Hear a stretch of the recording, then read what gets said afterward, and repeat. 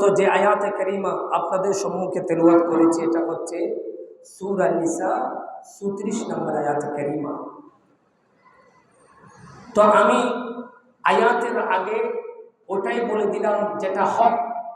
হক হচ্ছে রসুলের পাকের দরবারে যাওয়া, রসুলের পাকের দরবার থেকে সুপারিশ গ্রহণ করা।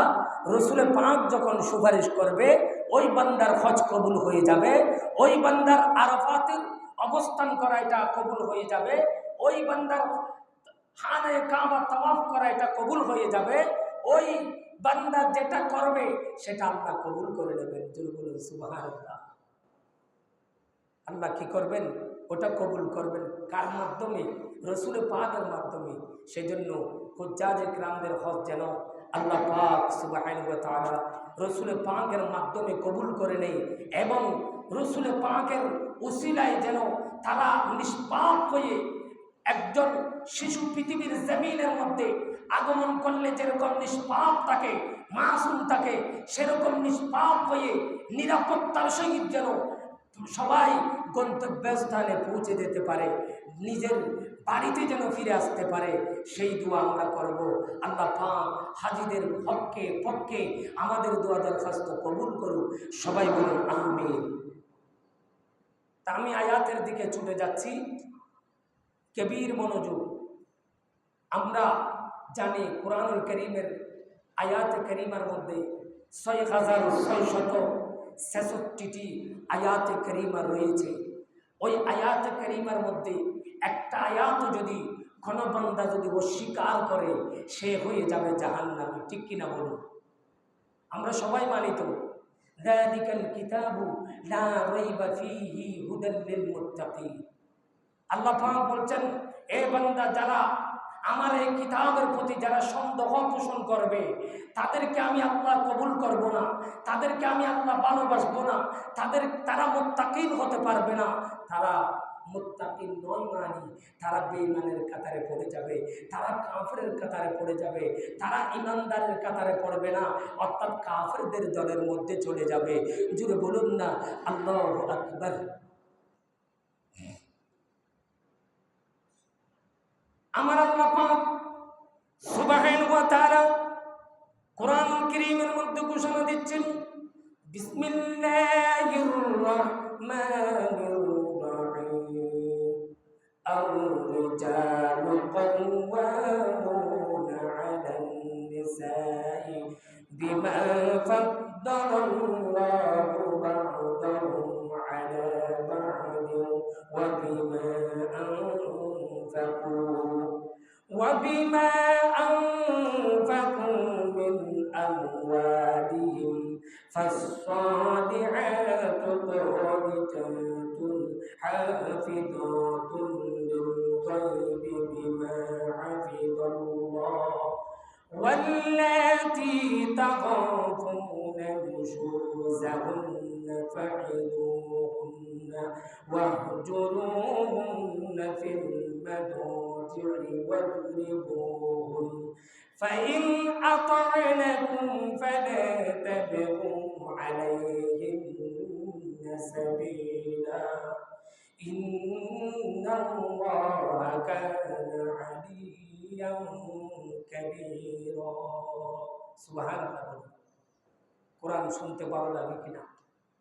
কিন্তু কোরআনের যেগুলো কথা বলছেন এই আয়াতে কারিমা আমরা শুনেছি, কোরআনের আয়াত সূরা নিসা ৩৪ নম্বর আয়াত, কিন্তু আমাদের অনেকের মানতে কষ্ট হয়। যেন বলুন নাউযুবিল্লাহ। এটা একটু খুব হার্ডলি বলেছে। এখান থেকে যেটা সাহাবাত হয়েছে, কয়েকটা প্রশ্ন এখান থেকে এসেছে। প্রথম নম্বর প্রশ্ন হলো, পরিবারের মধ্যে নেতাকে হবে, পরিবারের মধ্যে নেত্রীকে কে, পরিবারের মধ্যে কে পরিচালক হবেন, নেতৃত্ব পরিচালক কে দেবেন?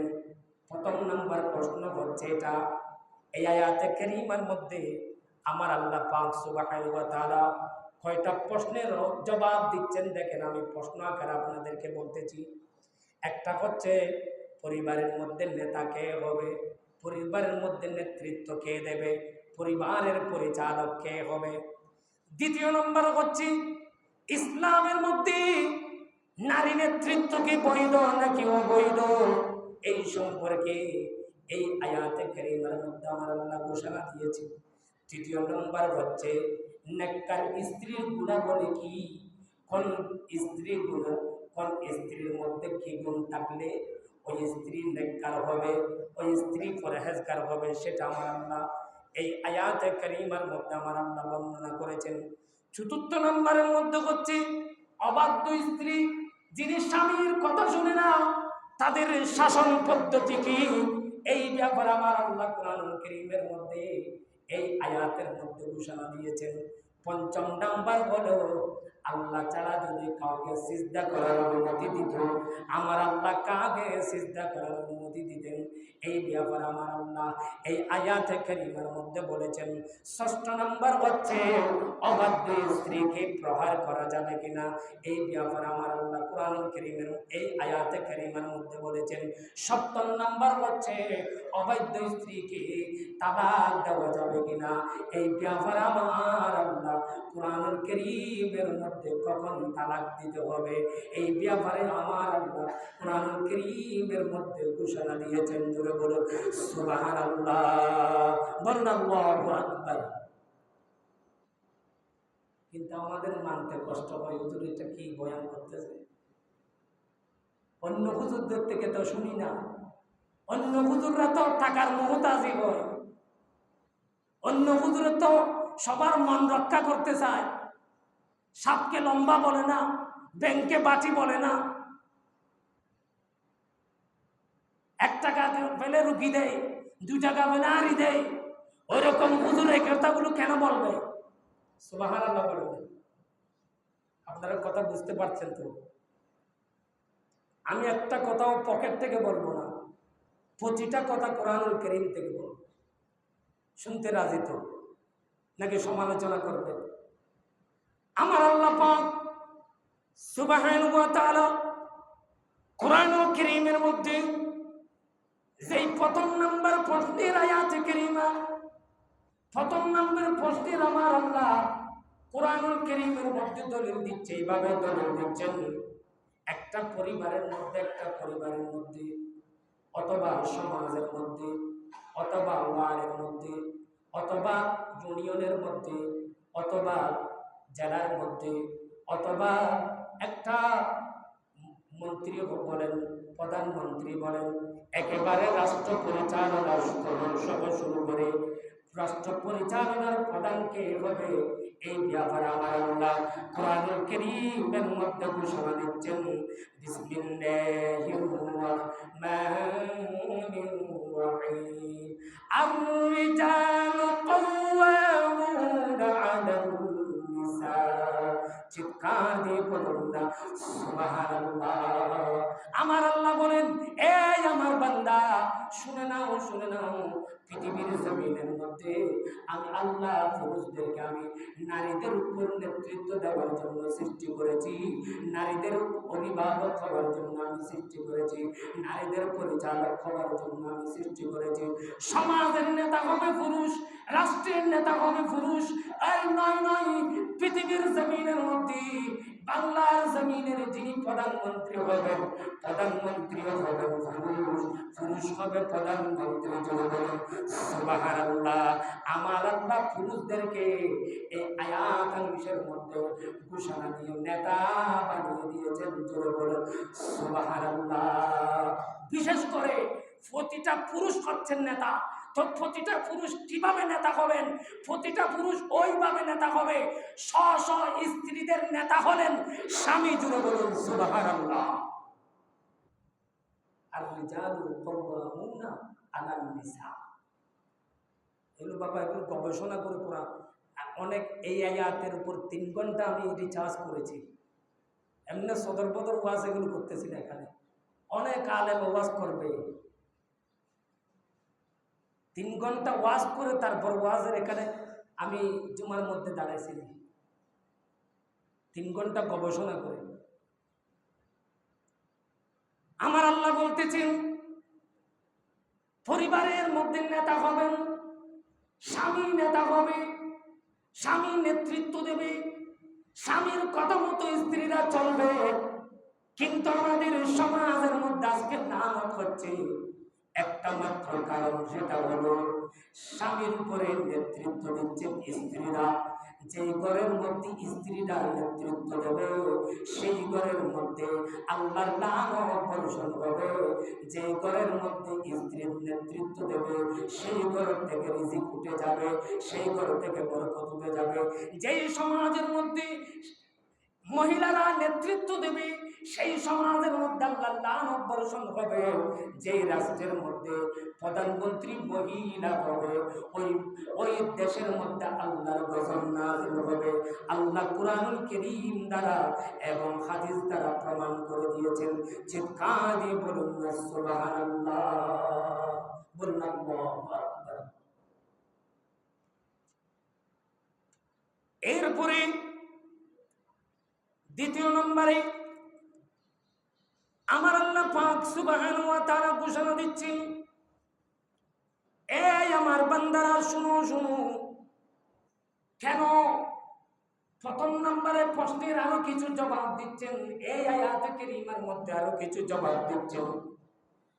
বান্দারে কেন পুরুষেরা নেতৃত্ব দেবে তার কতগুলো কারণ রয়েছে। আল্লাহ কেন তাদেরকে নেতা বানিয়েছেন, কেন তাদেরকে পরিচালক বানিয়েছেন, আমার আল্লাহ সেখানে ঘোষণা দিচ্ছেন, এ আমার বান্দা শুনো শুনো। তার কারণ হলো নারীরা হলো এই জন্য পরিচালক, পুরুষরাই জন্য পরিচালক হবে। আল্লাহ তাআলা বলেন দুটি কারণে পুরুষগণ নারীদের উপর পরিচালক হবে। একটা কারণ হলো আমার আল্লাহ কোরআনুল কারীমের মধ্যে এইভাবে বর্ণনা করেছেন, বিমা ফাদ্দালাল্লাহু বা'দাহুম আলা বা'দ। এই আমার বান্দারা শুনো শুনো। নারীগণ হলো সৃষ্টিগতভাবে দুর্বল। নারীরা হচ্ছে হায়াস নেফাস হয়। নারীরা অসুস্থ থাকে, প্রতি মাসের মধ্যে নির্দিষ্ট সময় পর্যন্ত অসুস্থ থাকে। এই কারণে নারীদের অনেক কাছ থেকে তাদেরকে আমার আল্লাহ রুখসত দিয়ে দিয়েছেন। নারীদের জন্য পৃথিবীর জমিনের মধ্যে নবুয়ত পাওয়া কখনো সম্ভব নয়। নবী পৃথিবীর জমিনের মধ্যে কোনো নারী হতে পারবে না। পৃথিবীর জমিনের মধ্যে কোনো নারী নবুয়ত পাবে না। নারীরা নবী দাবি করতে পারবে না। ইবাদত করতে করতে নারীরা আল্লাহর ওলি হতে পারবে, কিন্তু কখনো নবী হতে পারবে না। আমার আল্লাহ নারীদের জন্য নবুয়তের দরজা ক্যান্সেল করে দিয়েছেন। বলো সুবহানাল্লাহ। নবী হবেন পুরুষের মধ্য থেকে। আরেকটা কোন নবী হবেন রিসালাতের যেটা দায়িত্ব সেটা নারীদেরকে দেওয়া হয় নাই। রিসালাতের দায়িত্ব এটা পুরুষদের হাতে দেওয়া হয়েছে। এ নবীর উম্মত শোনো শোনো, খেলাফতের দায়িত্ব এটা নারীদেরকে দেওয়া হয় নাই। আবু বকর সিদ্দিকের দায়িত্ব এটা নারীদেরকে দেওয়া হয় নাই। ওমর ফারুক আজমের দায়িত্ব এটা নারীদেরকে দেওয়া হয় নাই। উসমান জিন্নুরাইনের দায়িত্ব এটা নারীদেরকে দেওয়া হয় নাই। শেরখুদা আলীর দায়িত্ব এটা নারীদেরকে দেওয়া হয় নাই।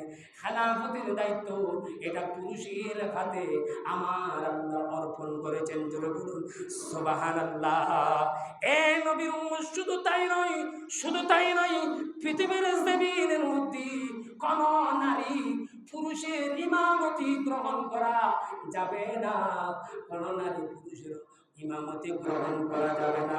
আপনারা মিডিয়ার মধ্যে দেখতে পাচ্ছেন, বিভিন্ন ফেসবুকের মধ্যে, ইন্টারনেটের মধ্যে এখন কিছু কিছু নতুন কিছু মূর্তি, গুগল মূর্তি বের হয়েছে। নতুন কিছু পাঞ্জাবওয়ালা, টুপিওয়ালা বের হয়েছে, যেগুলো বিভিন্ন ফতোয়া দিচ্ছে। তারা নারীদের পিছনে নামাজ পড়তেছে। জোরে বলুন নাউযুবিল্লাহ। হারাম, সম্পূর্ণ হারাম। নারীদের পিছনে নামাজ পড়া হারাম। ইমামতের দরজা তাদের জন্য বন্ধ। পুরুষরা নারীদের পিছনে কখনো নামাজ পড়তে পারবে না, পুরুষদের ইমাম হতে পারবে না। সাক্ষীর ক্ষেত্রেও নারী দুজন হতে হবে। নারী দুজন, পুরুষ একজনের সমান। জোরে বলুন না সুবহানাল্লাহ। নারীর এক অংশ জমিনের যেই দলিল ভিত্তিক আপনার দলিলের থেকে যেই বাবার বাড়ি থেকে যে অংশের মধ্যে জায়গা পাবে সেখানে নারী এক অংশ আর পুরুষ পাবে 2 অংশ। সুবহানাল্লাহ বলুন। আবার ওদেরকে ঠকাইছে যেন, ওরা স্বামীর বাড়ি থেকেও পাবে, ওদেরকে ঠকাই নাই। এই জন্য ওটা বুঝতে চেয়েছিলাম, নারীদের উপরে আল্লাহ পাক সুবহানাহু ওয়া তাআলা মর্যাদা দিয়েছেন পুরুষদের। জুড়ে বলুন সুবহানাল্লাহ। এরপরে আমার আল্লাহ আরেকটা কারণ বর্ণনা করতেছেন, এই আমার বান্দারা, কেন তোমরা নেতৃত্ব দেবে ঘরের মধ্যে? কেন নেতৃত্ব দেবে? কেন তোমরা পরিচালক হবে? নারীদের উপরে কেন নেতৃত্ব দেবে? ওয়াবিমা আনফাকু মিন আমওয়ালিহিম। সুবহানাল্লাহ বলুন। আমার আল্লাহ শুধু এই একটা আয়াত নিয়ে কথা বলতেছি বাবারা, আমি বিভিন্ন দূরে যাচ্ছি না, শুধু এই একটা আয়াত, এটা দেখে নেবেন। সূরা নিসা 34 নম্বর আয়াত। এই একটা আয়াত থেকে কথা বলতেছি। এই একটা আয়াত নিয়ে যদি আমি কথা বলি 3 ঘন্টার উপরে কথা বলতে পারবো ইনশাআল্লাহ। কমপক্ষে 3 ঘন্টা। 3 ঘন্টা শেষ তো হবে না, এগুলো শেষ নেই। কিন্তু এই মুহূর্তে আমার ক্ষুদ্র জ্ঞান দিয়ে 3 ঘন্টার উপরে কথা বলতে পারবো ইনশাআল্লাহ। আমার আল্লাহ বলতেছেন, ওয়াবিমা আনফাকু মিন আমওয়ালিহিম। আরেকটা কারণ হলো, এই জন্য পুরুষেরা নেতৃত্ব দেবে। তার ধন সম্পদ যেগুলো রয়েছে, পুরুষের ধন সম্পদ যেগুলো রয়েছে, পুরুষ যেগুলো ইনকাম করে সবগুলো স্ত্রীদের জন্য ব্যয় করে থাকেন। সেই জন্য স্ত্রীদের উপর নেতৃত্ব দেবে পুরুষেরা। যেন বলুন সুবহানাল্লাহ। আপনি ইনকাম করেন, এগুলো পরিবারের জন্য ব্যয় করে থাকেন, স্ত্রীদের জন্য ব্যয় করে থাকেন। এখান থেকে আমার আল্লাহ বলছেন, এই মা বোনেরা তোমরা শুনে রাখো, যেই সম্পদ, স্বামীর সম্পদগুলো এমন ভাবে তোমরা রক্ষা করবে, পায়ে পায়ে স্বামীর অনুমতি ছাড়া ভিক্ষা দেওয়া পর্যন্ত হারাম, ভিক্ষা দেওয়া পর্যন্ত হারাম। দেখেন, স্বামীর অনুমতি ব্যতীত দান করা পর্যন্ত হারাম। আমরা কোথায় আছি? স্বামীর অনুমতি নিচ্ছেন, আপনি মার্কেটে চলে যাচ্ছেন, স্বামীর অনুমতি নিয়েছেন, বাবার বাড়ি চলে যাচ্ছেন, স্বামীর অনুমতি নিয়েছেন, রাস্তাঘাটে বের হচ্ছেন, স্বামীর অনুমতি নিয়েছেন। যেদিকে আপনি কোনো একটা বিভিন্ন অর্ডার দিয়ে মাল ক্রয় করতেছেন, বিভিন্ন হকার আসলে বিভিন্ন জিনিস নিয়ে নিচ্ছেন, টাকাগুলো কার? টাকাগুলো স্বামীর। স্বামীর থেকে আপনি অনুমতি নিয়েছেন। এই আয়াতের দ্বারা স্বামীর অনুমতি ব্যতীত একটা টাকা ব্যয় করা, স্ত্রী ব্যয় করা হারাম, হারাম, হারাম। আয়াত থেকে দলিল দিচ্ছি। আমার আল্লাহ বলেন, 2 নম্বর প্রশ্নের উত্তর দিচ্ছেন। এরপর বলতেছেন, এই আমার বান্দারা শোনো শোনো, ইসলামের মধ্যে নারী নেতৃত্ব এটাও হারাম, এটা হারাম। আর রিজালু কাওয়ামুনা আলান নিসা, যারা এটা হারাম করে দিয়েছেন। বুখারী শরীফের একটা হাদিস বলতেছেন, লা ইউফলাহু কওমুন ওয়াল্লাউ আমরাহুম। বুখারী শরীফের 6618 নম্বর হাদিস, এখানে বর্ণনা হচ্ছে আমরাহুম ইমরাত। পৃথিবীর জমিনের মধ্যে কোন স্ত্রী লোক পৃথিবীর কোন প্রধানমন্ত্রী হতে পারবে না, স্পিকার হতে পারবে না। তারপর বিভিন্ন লেভেলের মধ্যে যেই দায়িত্বগুলো দেওয়া হচ্ছে, এগুলো শরীয়ত সম্মত, কোরআন মত, এটা হারাম, এগুলো হারাম, এগুলো হারাম। আজকে আমরা কোরআন না মানার কারণে আমাদের দেশের মধ্যে বিভিন্ন দাগ বর্ষিত হচ্ছে। সুবহানাল্লাহ। আমরা যে আজকে এত গজবের মধ্যে আছি, এগুলো কেন? আমরা কোরআনকে ভুলে গেছি বিদায়, কোরআনকে মানতেছি না বিদায়। এরপরে বলতেছেন, নেককার স্ত্রীর গুণাবলী কি? এটাও এই আয়াতে কারিমার মধ্যে বলেছেন, ফাসসালিহাতু কানিতাতুন হাফিযাতুন লিল গায়বি বিমা হাফিজাল্লাহ। এই আমার বান্দারা শুনো শুনো, এ মা বোনরা শুনো, আমার আল্লাহ তাদেরকে নেককার স্ত্রী বলে ঘোষণা দিয়েছেন। কারা নেককার স্ত্রী? তারাই হবে নেককার স্ত্রী, তারাই হবে আল্লাহর প্রিয় বন্দেনী। কারা হবেন? এটা আমার আল্লাহ কোরআন এই আয়াতে কারিমার মধ্যে ঘোষণা করছেন, যারা স্বামীর অনুগত থাকবে, স্বামীর সেবা করবে, স্বামীর যত্ন করবে, স্বামী ঘরের মধ্যে ঢুকার সময় স্বামীর গান মুছে দিয়ে স্বামীর কি লাগবে বলবে, এরকম যারা স্বামীর পা ধুয়ে দেবে, স্বামীকে গোসল করিয়ে দেবে, স্বামীর যেভাবে মন সন্তুষ্ট করবে ওইভাবে যারা করবে, আমার আল্লাহ প্রথম নম্বরে তাদেরকে নেককার স্ত্রী বলে ঘোষণা দিয়েছেন। চিৎকার দিয়ে বলুন না সুবহানাল্লাহ। আরো কয়েকটা কারণ বর্ণনা করতেছেন। এই আমার মা বোন শুনো শুনো, আমার আল্লাহ বলতেছেন আরেকটা কারণ হলো তাদের থেকে একটা হচ্ছে স্বামীর অনুগত থাকতে হবে। দ্বিতীয় নম্বরের কারণ হলো তাকে আমার আল্লাহ যে আমানত দিয়েছেন, স্বামীর জন্য যেটা হক করেছেন, বৈধ করেছেন, অর্থাৎ তার স্বামীর বর্তমানে তার সতীত্বকে রক্ষা করে চলতে হবে, ইজ্জতকে রক্ষা করে চলতে হবে। ফরকিয়া করা যাবে না, কোনো রাস্তাঘাটের মধ্যে ঘোরাফেরা করা যাবে না, মার্কেটের মধ্যে যাওয়া যাবে না, তার সম্মানকে তার সতীত্বকে হেফাজত করতে হবে। এটাই হচ্ছে নেককার স্ত্রীর আলামত। চিৎকার দিয়ে বলুন না সুবহানাল্লাহ। এটা কি করতে হবে? তার সতীত্বকে রক্ষা করে চলতে হবে। এবং আরেকটা কারণ বর্ণনা করতেছেন, সেটা হচ্ছে স্বামীর ধন সম্পদগুলো রক্ষা করতে হবে। স্বামীর যে ইনকাম, স্বামীর যে উপার্জন, এটা কোনো মতেই কোথায় অপচয় করা যাবে না। এটা এরপরে হাদিসে পাকের মধ্যে তাদের কিছু সতী নারীদের ব্যাপারে হাদিসে পাকের মধ্যে রাসূল পাক ঘোষণা দিয়েছেন। ইবনু হিব্বানের মধ্যে এই হাদিসখানা নকল করেছেন 4163 নম্বর হাদিস। সেখানে বলতেছেন প্রথম নাম্বার হচ্ছে সতী নারী যদি কেউ দাবি করতে চায়, প্রথম নাম্বারে তার ভিতরে একটা গুণ থাকতে হবে, এটা হচ্ছে 5 ওয়াক্ত যথাযথভাবে নামাজ আদায় করতে হবে। আমাদের স্ত্রীরা রসুলে পাক গিয়ে দেখতেছে যে বেশিরভাগ নারীরা জাহান্নামের মধ্যে আছে। মেরাজের রজনীতে দেখতেছেন যে বেশিরভাগ নারীরা জাহান্নামী। কেন? তাদের ধার্মিকতার বলতে ধার্মিক একেবারে কম, নামাজের প্রতি তারা অলস, নামাজের প্রতি তারা গাফেল।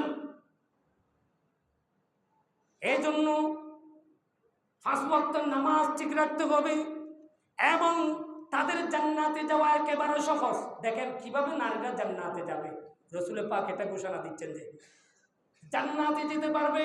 1 নাম্বার হলো 5 ওয়াক্ত নামাজ পড়বে, দ্বিতীয় নাম্বার হলো মাহে রমজানের রোজা রাখবে, তৃতীয় নাম্বার হলো তার সতীত্বকে রক্ষা করবে, ইজ্জতকে হেফাজত করবে, তার স্বামীর আমানতকে হেফাজত করবে স্বামীর, এবং চতুর্থ নম্বর হলো স্বামীর আনুগত্যশীল হবে এবং স্বামীর মন সন্তুষ্ট করতে হবে, স্বামীর আদেশ মান্য করে চলবে।